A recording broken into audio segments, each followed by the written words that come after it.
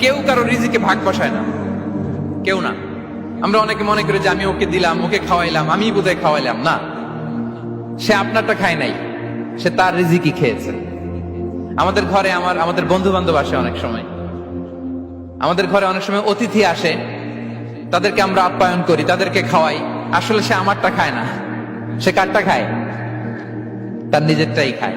বিষ্ণু ইসলাম এটা খুব সুন্দর করে বলেছেন। ওনার কাজিন চাচাতো ভাই আব্দুল্লাহ ইবনে আব্বাসকে একদিন অনেক নাসিহা করছিলেন। করতে করতে এক পর্যায়ে তিনি বললেন, ওয়া আলাম, ইবনে আব্বাসকে বলছেন, ওয়া আলাম আন্না মা আসাবাকা লাম ইয়াকুন লিইখতিআক ওয়া মা আখতাআকা লাম ইয়াকুন লিইউসিবাক। আব্দুল্লাহ, জেনে রেখো, যেটা তুমি পাওয়ার এটা তুমি কোনোদিন হারাবা না। যেটা তোমার হওয়ার কথা ছিল ওটা তুমি কোনোদিন মিস করবা না। আর যেটা তুমি পাওয়ার কথা না, গোটা বিশ্বের সব শক্তিকে হাতের মুঠোয় আনলেও সেটার দেখা তুমি পাবে না, পাবে না।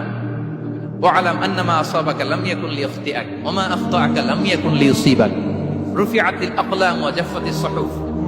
আব্দুল্লাহ, রিজিক নিয়ে চিন্তিত হয়ো না, রিজিক নিয়ে পেরেশান হয়ো না।